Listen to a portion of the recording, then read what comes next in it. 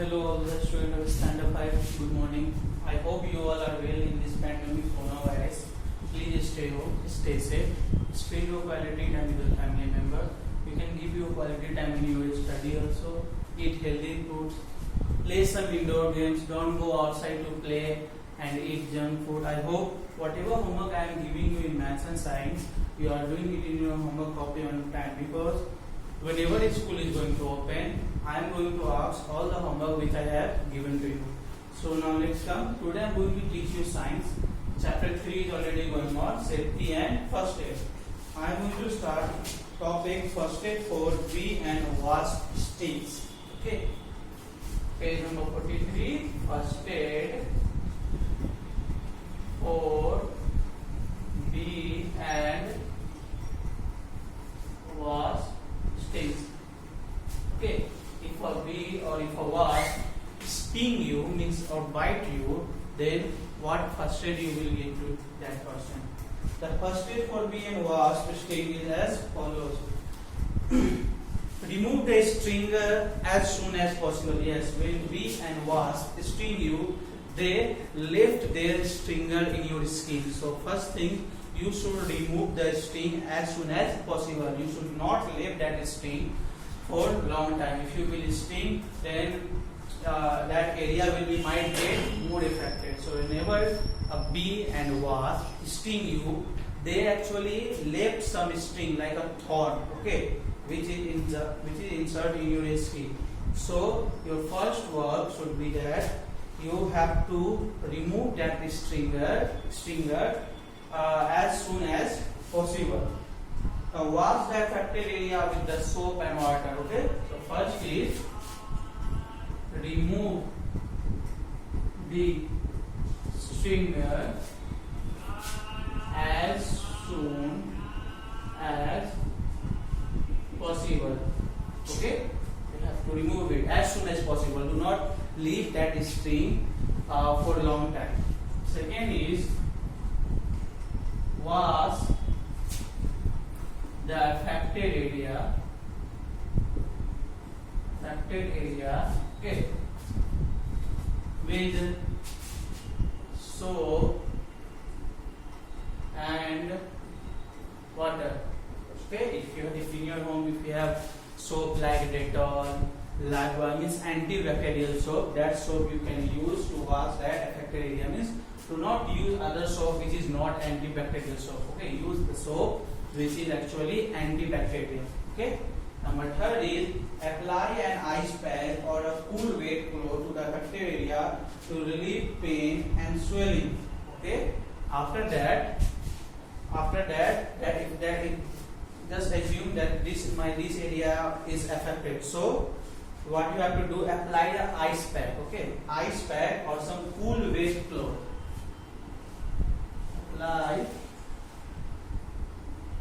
Apply an ice pack or cool wet cloth to the affected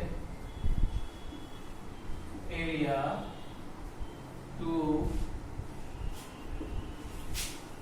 relieve pain and swelling. See, whenever a bee and wasp sting you, if you will not do such thing, what will happen? That affected area will swallow. Okay, that affected area will swallow, and it will give you more pain. Okay, so you should do the following thing. Okay, and last, what you will do in first aid, you will find adhesive gauze bandage, antiseptic cream, antiseptic lotion, sterile bandage, scissor. So in that first aid you will find antiseptic cream also. So after this, apply an antiseptic cream. Okay, on the affected area. After following these three rules, in last, apply an antiseptic cream. Okay. Again I am repeating. First remove the stinger as soon as possible. vast affected area with, here I am not written, antibacterial soap, okay, and water, apply an ice pack or cool wet cloth. Nowadays what people do, okay, when it's bee and wasp sting, what they do, they take some iron, okay, and they use to rub, okay, they take some iron or they take onion also and they use to rub whenever a bee and a wasp sting, okay. But the real and good thing is that if you are following this, you will get the relief soon. But now people what do, they take the iron one, steel one, they take onion and they rubbing. Now we will go to page number 44. First aid for snake bites.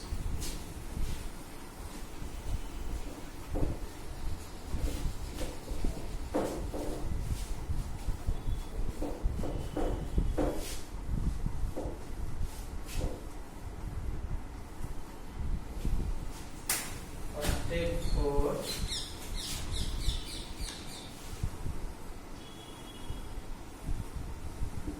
snake bites. So most snakes are harmless, while there are some snakes that are venomous. In case of a snake bite, do the following: have the victim lie down and keep them calm. Movement can spread the venom more rapidly.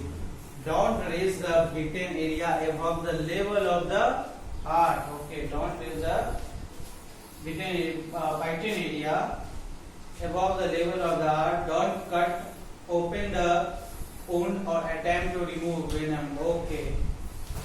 So what you have to do, if a snake bite any person, what you have to do first, lie down the person. Okay, lie down, keep him calm. Okay, first work should be that keep him calm. After that, movement because when that person will move, like I have like a snake bites me. If I will do the movement, what happen? Whatever venom is poisonous. Okay, that will spread all over the area. So first thing, if a snake bite me, what I will do, I will lie down and I will calm. Why? Because if I will move, whatever the venom are there, that will spread in all the body. Now don't raise the bitten area above the level of the heart. Okay, means if your biting area, don't raise it above the level of the heart. Here heart is here, so you should not raise, like if snake bites me here, so I should not rise it above the level of the heart. It should be the below level of the heart. In the last, don't cut open the wound or attempt to remove areas. If this area is biting by this snake, I should not, or my whatever persons are there, they should not cut and they should not open the wound to remove the venom. Otherwise, there will be more. After that, rush the victim to the hospital. In this, you have to rush the victim to the hospital as soon as possible. Okay, so first, what you will do? Okay, have the victim lie down and keep them calm. Okay, movement can spread the venom more rapidly. Okay, so that's why movement should be stopped. Okay, now victim should not erase the bitten area. Okay, bitten area above the level of the above the level of the earth. Okay, next point is, yes, do not cut